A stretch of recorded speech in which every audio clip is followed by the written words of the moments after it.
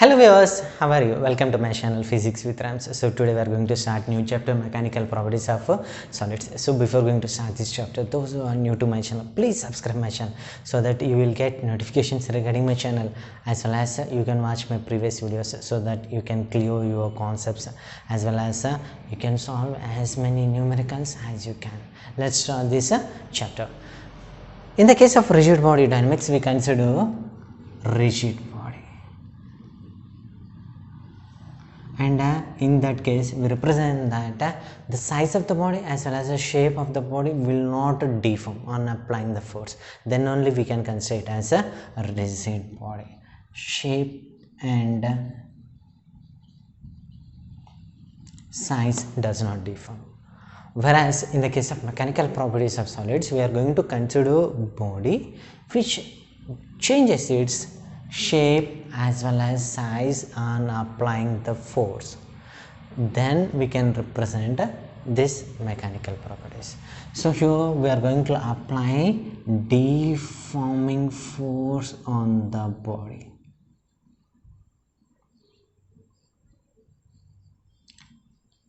Deforming force, nothing but we are going to apply the force on the body so that it can deform its shape. So here I am going to consider a body. Let us consider this glass. Observe that here I am applying force. The body has been deformed, means the size has been changed as well as the shape of the body has been changed. Then we can represent that the body has been deformed. As I remove the force, again the body has gained its original shape as well as the size. The force which is acted by the body to regain its original shape is known as a restoring force.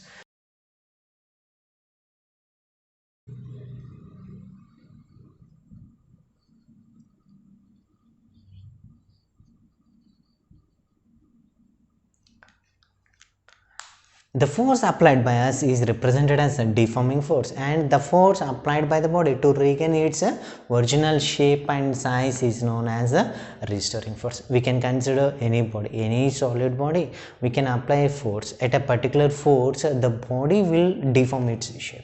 Then we can represent that a deforming force is acting on that body. As well as if it regains its original shape as well as size, then we can represent that restoring force is acted by the body in order to gain its original shape, just like a spring.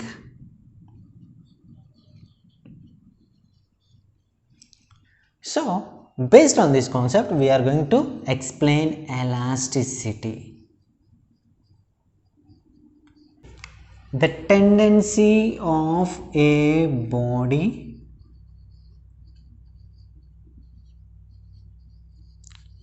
to regain its original shape and size is known as elasticity. So here if we consider any body, we apply the deforming force on the body, it tries to regain its original shape by using this restoring force, and there is a limit for this restoring force based on the deforming force. If we consider a spring, as we stretch the spring up to particular extent, it can regain its original shape. If we still apply the deforming force, it cannot regain its original shape. Then which does not regain by the body is known as a elastic limit. So here in the case of elasticity also we can represent it can regain its original shape and size up to elastic limit of the body.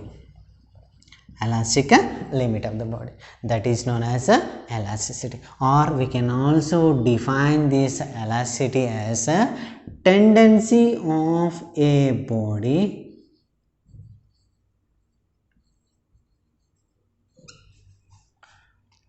which cannot deform its shape.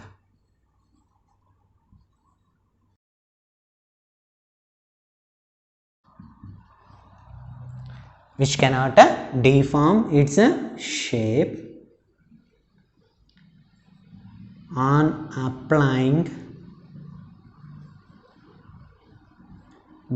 external force.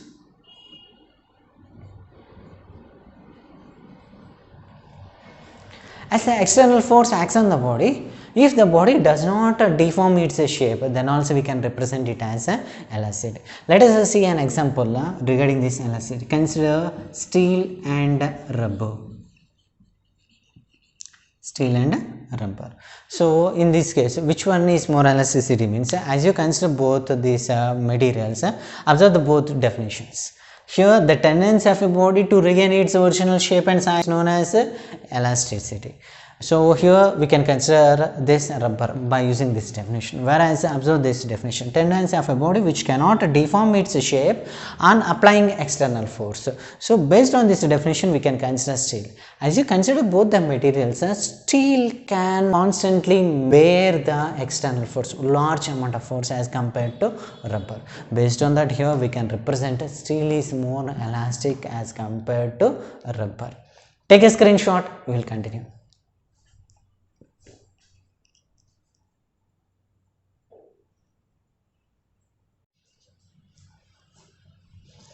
Now we are going to discuss about interatomic forces acting between the molecules, and they are represented by considering the graphs of distance between the molecules as well as potential energy acting between the molecules.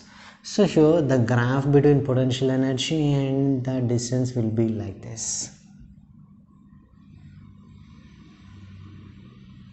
Similarly, if the graph is drawn between distance and force acting between the molecules, then the graph will be like this.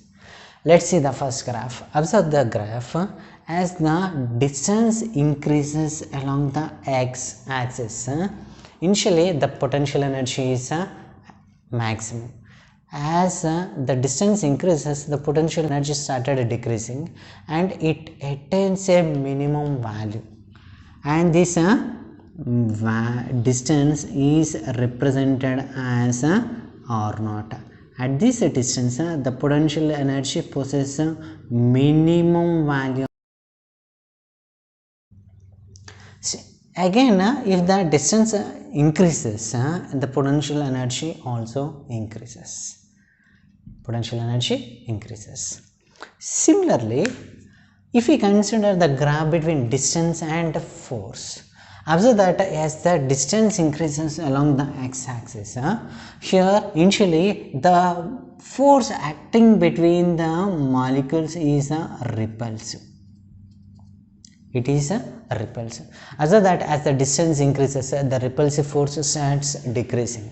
At a particular distance, minimum value of distance or not, this at repulsive force converts into attractive force. It converts into attractive force, and the molecules are being attracted by one another. After that, once again, with respect to distance, the force starts increasing between the molecules. This is the concept regarding interatomic forces. Take a screenshot, we will continue.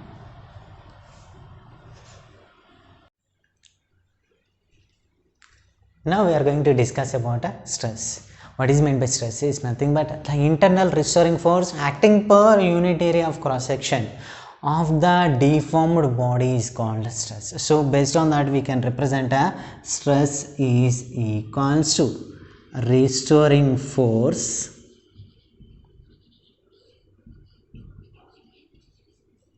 by area of a cross section.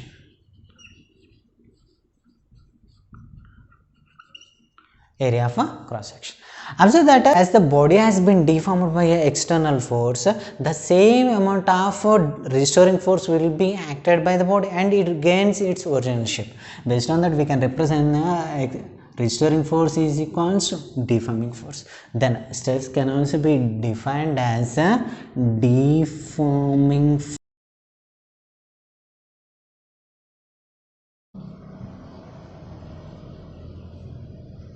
by area of a cross section.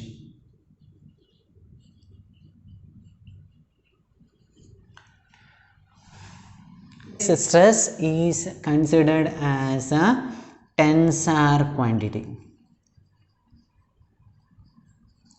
It is considered as a tensor quantity, and its unit is Newton per meter square in SI system. We can also represent it as Pascal, similar to that of pressure. Why? Because pressure is nothing but force acting per unit area, whereas its CGS unit is dyne per centimeter square. The dimensional formula for this stress is m L to the power of -1 T to the power of -2. Based on the force applied on the body, this stress is classified into three types. The first one is a normal stress.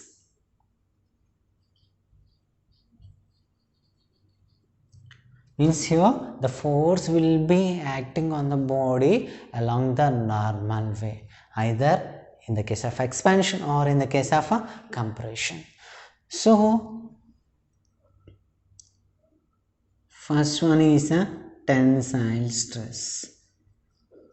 In the case of a normal stress, we are going to see tensile stress. Means if we consider a body and if it is being stretched by applying the force at its ends along the normal path, then we can represent it as a tensile stress. Whereas if the body has been compressed by applying the force at both the ends like this, means if I compress this like this by applying the force on both ends, then we can represent it as compressible stress, compression stress.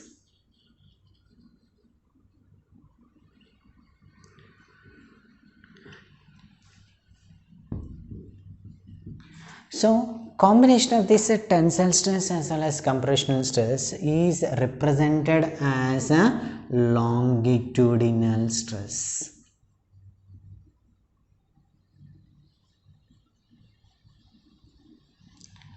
Longitudinal stress. Whereas this longitudinal stress formula is nothing but F by A, force acting per unit area. And the second one is shearing stress.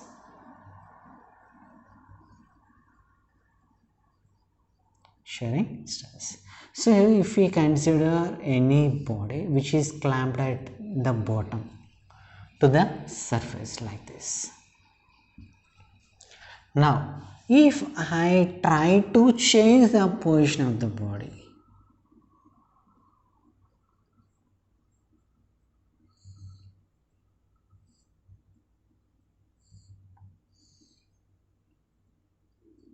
by an angle of theta. Observe that here I had pushed the body by applying force in this direction, by applying the external force, the deforming force in this direction. So it makes an angle of theta.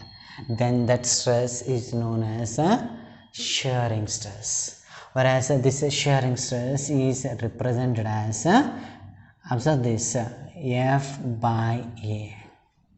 Shearing stress is nothing but F by A, force acting per unit area of cross section. Similarly, here we can represent a volume stress. Volume stress means if we consider a body is placed in a fluid, then here due to the fluid all forces will be acting in all the direction and it gets compressed, then that stress is known as a volume stress. Means here I am going to consider a ball which is placed in a fluid just like water or any other liquid has been placed. It is being compressed in all the directions, means that the force will be acting in this direction as well as the force is acting in this direction, along the direction and this direction and along this direction as well as along this direction, in all the directions, and it gets compressed. Then that stress is known as a volume stress and it is represented as a F by A. F by A. Take a screenshot, we will continue.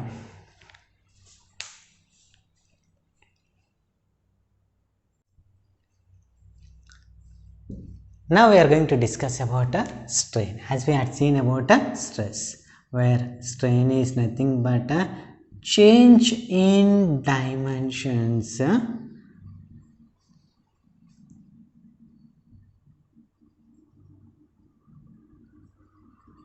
by original dimensions.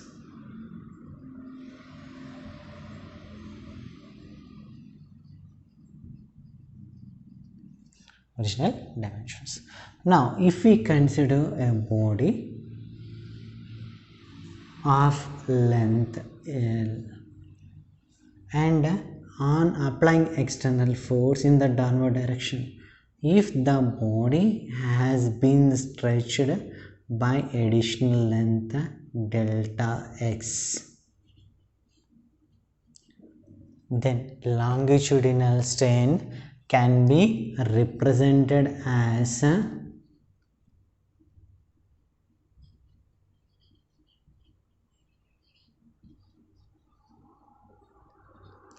delta x by L.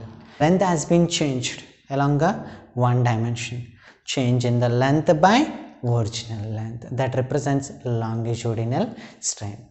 Suppose if we consider a body which is clamped at the bottom to the surface, and if the body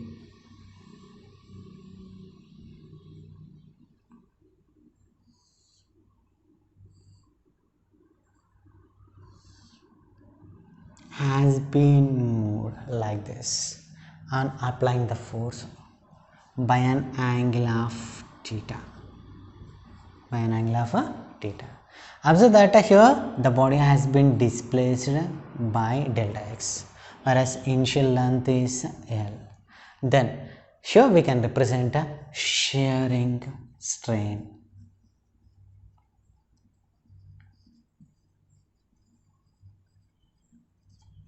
Whereas a shearing strain nothing but a tan theta equals opposite side by adjacent side. So here based on that tan theta equals delta x by L.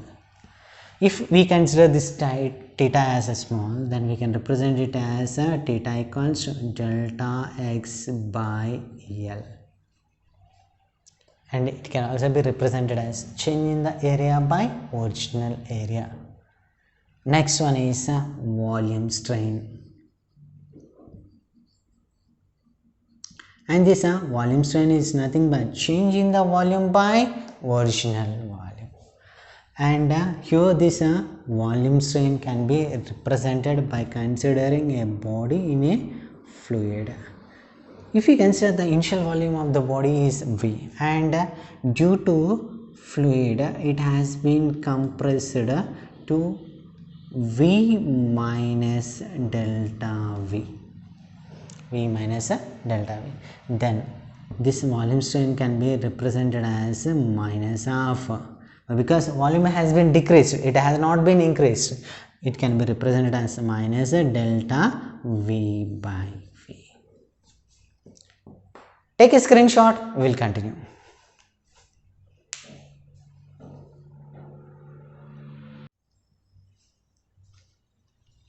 Now we are going to discuss about elastic limit.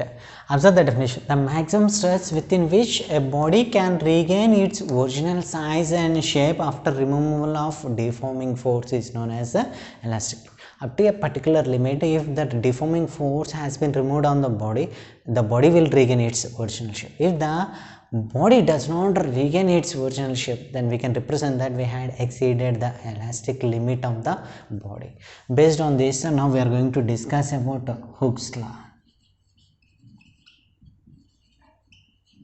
According to the definition of Hooke's law, within the elastic limit, stress is directly proportional to strain. So in order to remove this proportionality, we should add a constant, and this constant is represented as E into strain. Then E is equals to stress by strain.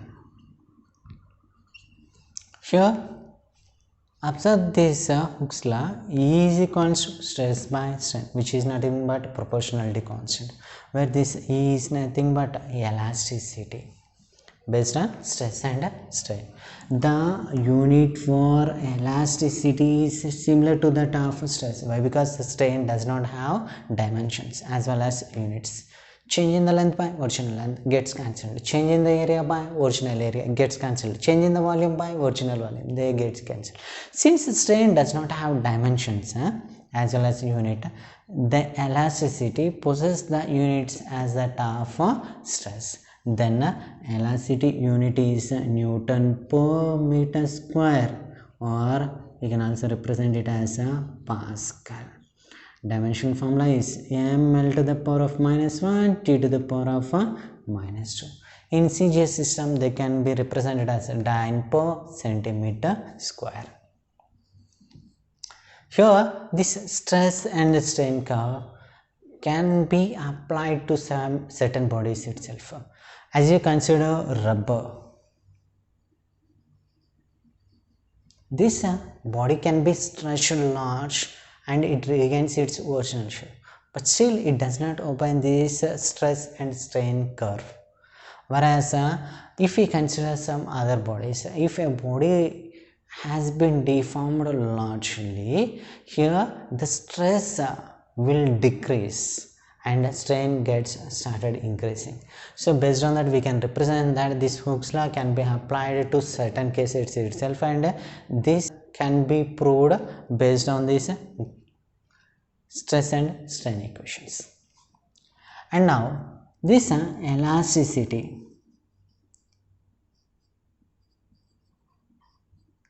is classified into three types. First one is Young's modulus.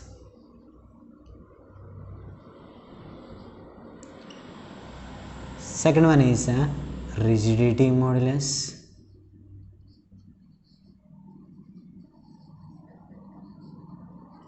And the third one is bulk modulus.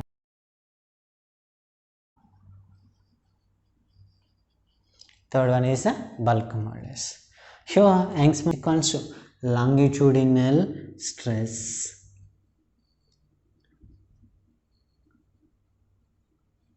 by longitudinal strain.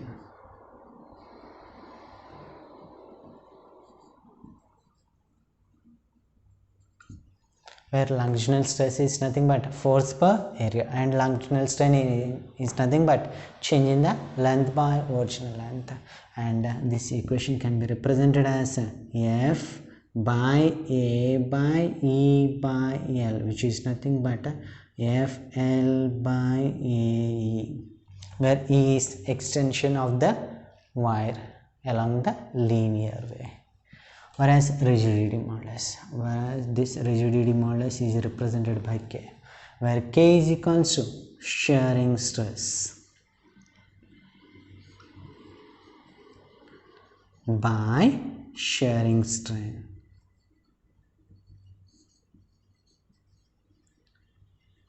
Here shearing stress is nothing but force per area by shearing strain is nothing but theta.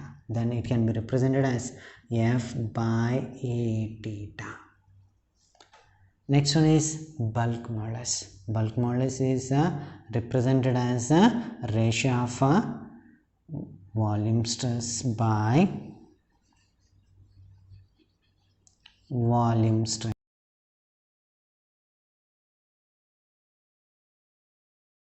This is nothing but force per area by change in the volume by original value. Then it can be represented as F minus of F into V by A into delta V. In this way, we can represent Young's modulus, rigidity modulus as well as bulk modulus. Take a screenshot.